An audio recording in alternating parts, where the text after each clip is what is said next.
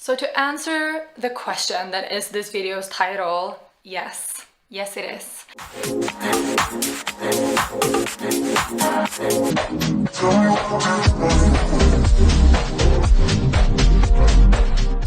When Maggie was asked who her favorite character in the Raven cycle is, she said Ronan Lynchs, because he is the oldest. And with oldest, she meant that he has been with her for the longest amount of time. Maggie started writing the Raven cycle when she was a teenager, and Ronan Lynchs in the beginning was this story's central part. It was about Ronan Lynchs and it was about the dreaming.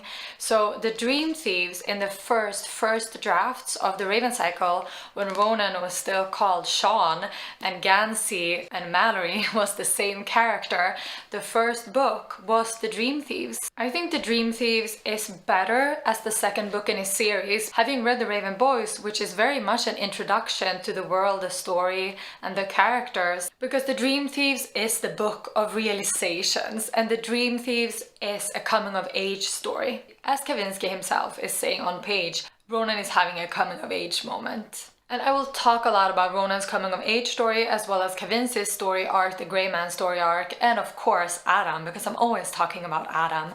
But firstly, I thought we would talk about the timeline, because as you know if you watched my former video, I made a timeline of the Raven cycle. In the beginning of the Dream Thieves, Niall talks about his birth and he says it was a proper earthquake. 4.1 on the Richter scale. So, obviously, I looked up what earthquake this was. It was in Kirkby Stephen in 1970, which means that we have the birth year for Niall Lynchs. This doesn't really add up to the ages of the characters. You can read 20 years later with a rough lens and then it works. It's never explicitly stated that these books take place in 2012. They just came in 2012. So, either this takes place in 2008 or Niall gave birth to Declan when he was 24. I have a script because there's no way that I'm gonna say what I need to say otherwise. Let's get back to the coming of age story of Ronan Lynchs. Like a coming of age story, this story needs a mentor, and this is where Kavinsky come in. The fandom very often hate on Maggie for killing Kavinsky. The tragedy of Kavinsky is sad because it is a tragedy, and the fact that Kavinsky is the villain of this story and at the same time a normal, tragic teenager is one of the reasons why the Dream Thieves is so good. When people talk about whether or not he deserved it, I think they miss the point of the book, and I think they miss the point of Kavinsky. Kavinsky not surviving his inner demons makes it extremely powerful and moving that both Adam and Ronan does. That is the point of Kavinsky. It's easy to see that Kavinsky is a mirror to Ronan in many ways. They are closeted gay teenagers who can take things out of their dreams. They're mentally ill and they handle that in extremely destructive ways. So let's talk about chapter 61.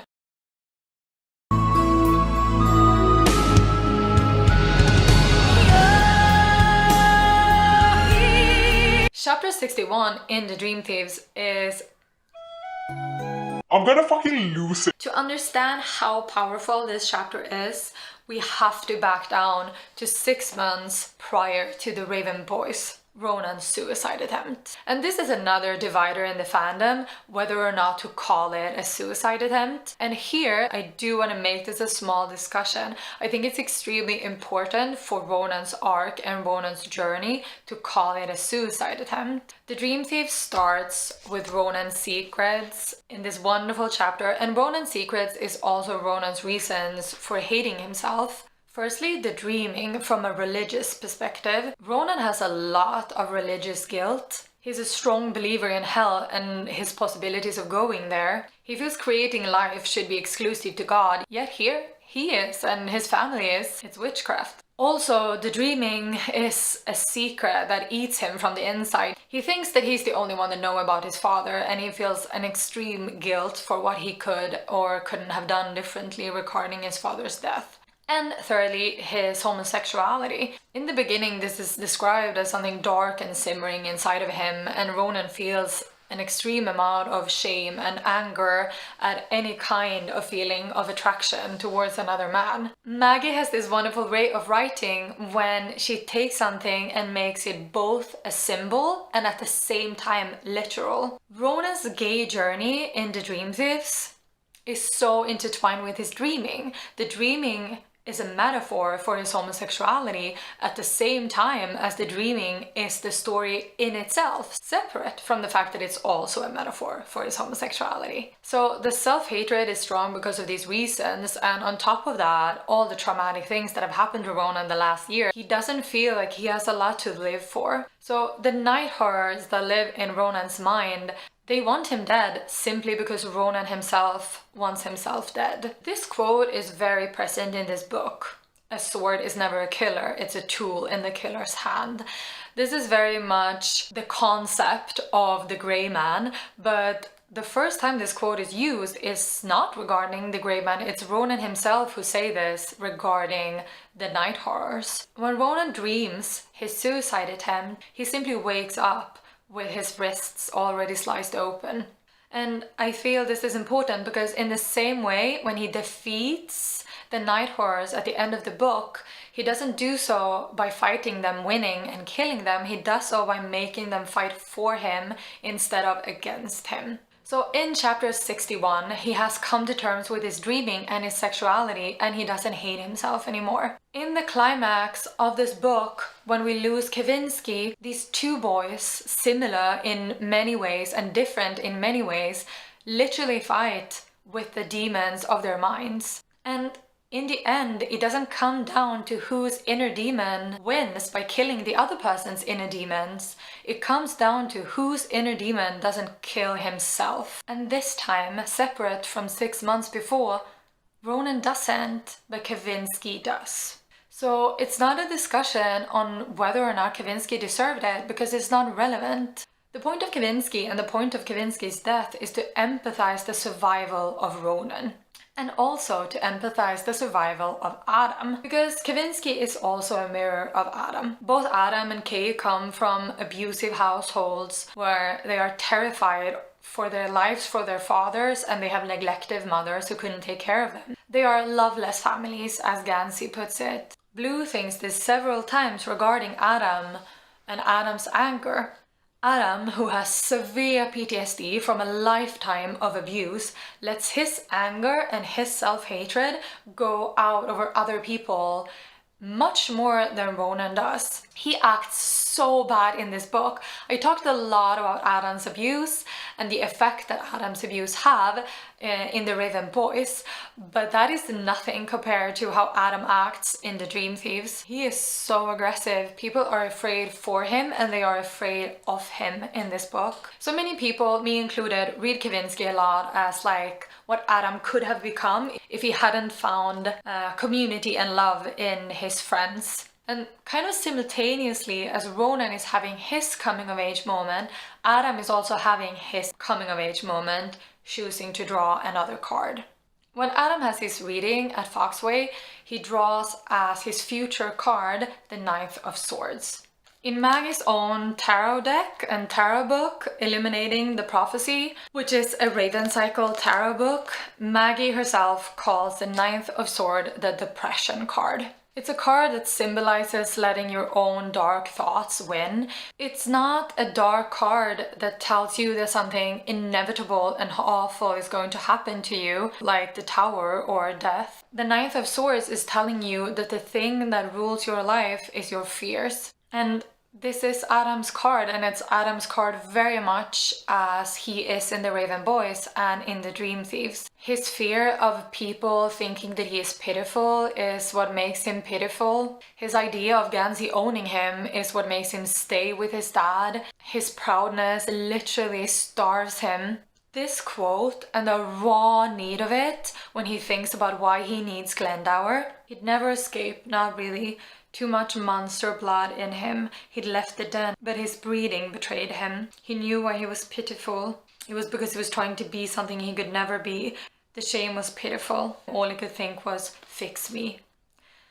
I mean, it says it all about how Adam sees himself. It is very much the Ninth of Swords. In this scene, when he looks at it and he realizes what is happening in his life. He's letting his choices be made for him, and he chooses to draw another card.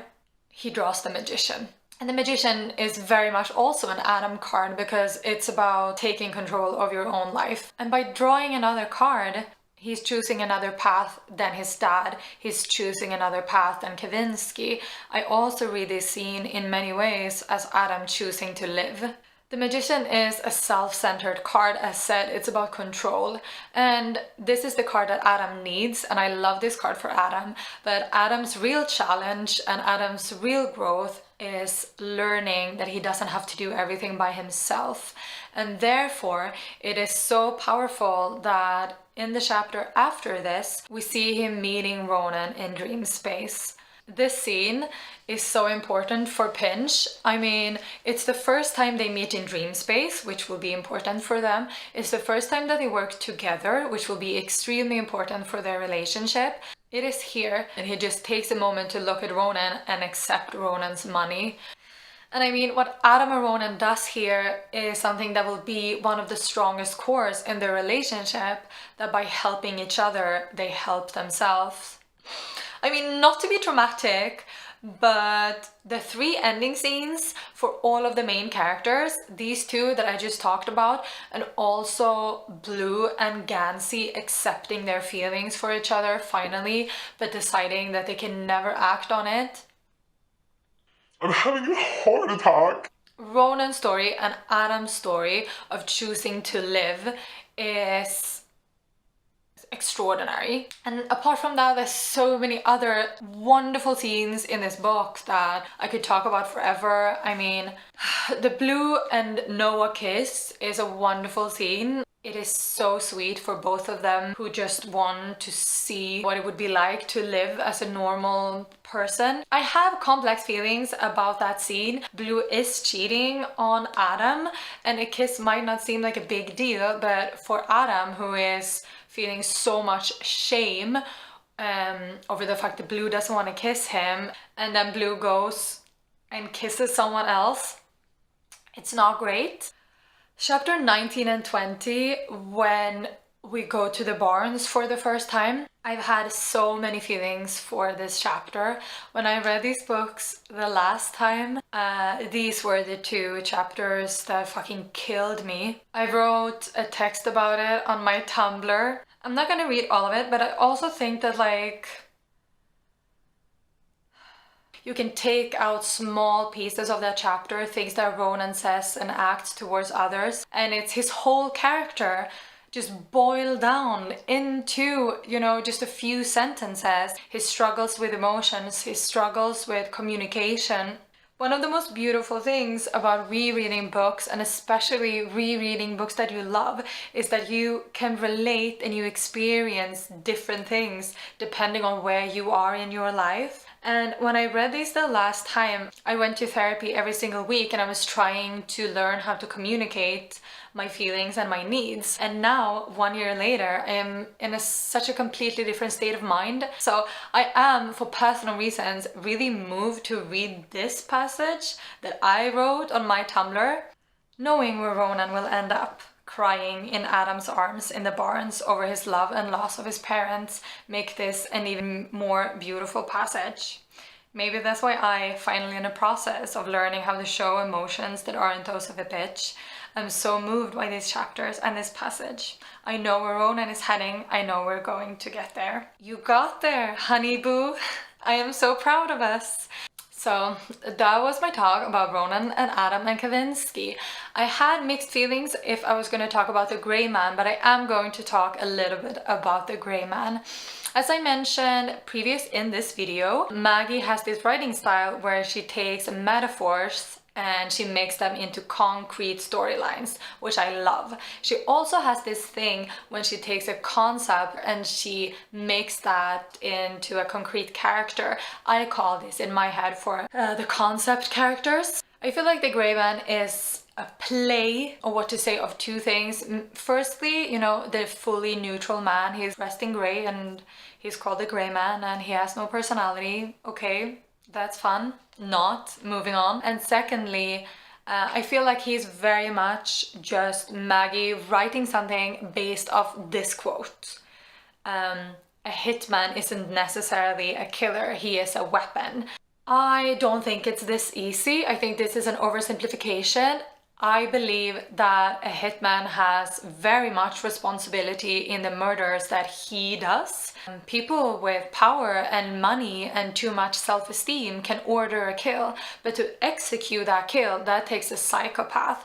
And to execute that kill without you knowing who they are and doing so without remorse, that takes an extreme psychopath. It's very clear that the Greyman does kill people without remorse. For example, he kills these two strangers in the Dream Thieves. He knows nothing about them. He just assumes that they have no family. Later in the book, when Mara, Blue, and the Greyman is discussing the eventual killing of the Greyman, they feel so much because he doesn't deserve that. And all I could think about was, okay, but what about these two random guys that the Greyman killed? They were at the wrong place at the wrong time, and this fucking psychopath killed them. I dislike the Greyman because I disagree with Maggie's idea that the sword is only a weapon in the killer's hand. The sword also has responsibility. And also, I dislike him because I don't think that he's interesting. I just don't feel anything for him. I think that's what I have to say that doesn't spoil the Dreamer Trilogy. So I'll see you around. One of the most common theories when you talk about the Greywaren and what that will reveal about Ronan and Ronan's heritage and origin.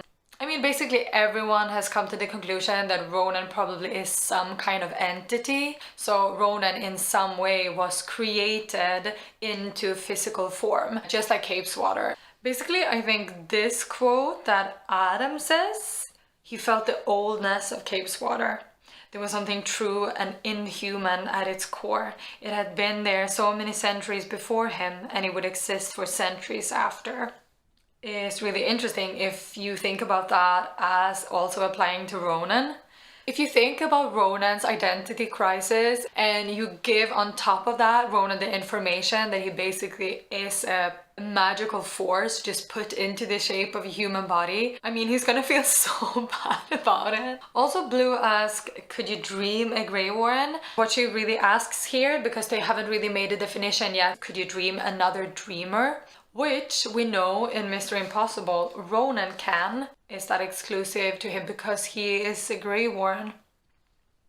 Who knows? There are going to be a lot of discussion about the Lynch family, as in Niall and more, in the Greywaren, and I'm so excited about that. There's some fucked up shit going on. When you read the will, any child or children hereafter born or adopted to me will also be included in this will. I know Maggie has talked, I can't remember when, about a Lynch sister being part of the family in some early stages of the books.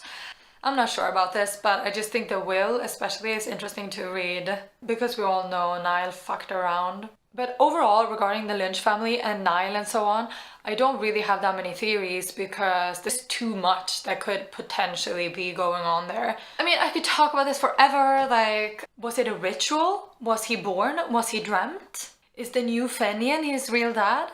Is he a product of two dreamers? Is he a product of no human? I think I'm most excited to learn Ronan's family history. Another thing I put notes on was I love these little small treats when you reread a book, like Adam gets his Harvard vest. It's the same feeling as when you reread The Raven Boys and you know that when Blue sees Gansey's ghosts, he's wearing Henry's Aglenby sweater. I am recording this video before the cover reveal, which will be next week. Är det en film? Det är en film, ja.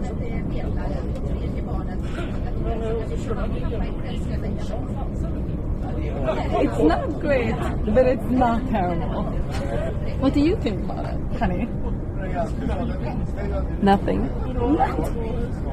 You're invested also.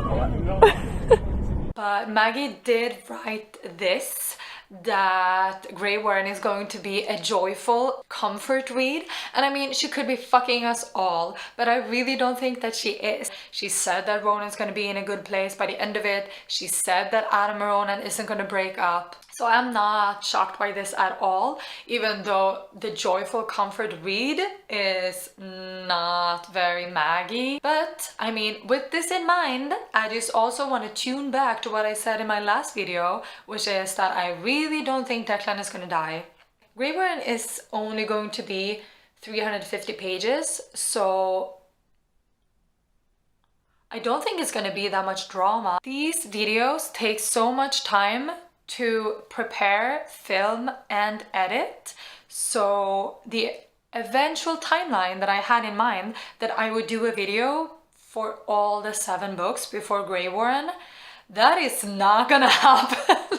I will do as many as I have time to do. Maybe I have time to do the Raven cycle at least, but I'm not gonna do any promises. But thank you so much for watching. Thank you so much for subscribing. It means a lot. I love it when you comment what you disagree and agree with. Really, it means the world to me. I will link my Tumblr below and my timeline below, and if you want to chat with me, you can do it at my Tumblr. I don't have any other social media. Thank you a lot for watching, and I'll see you around eventually.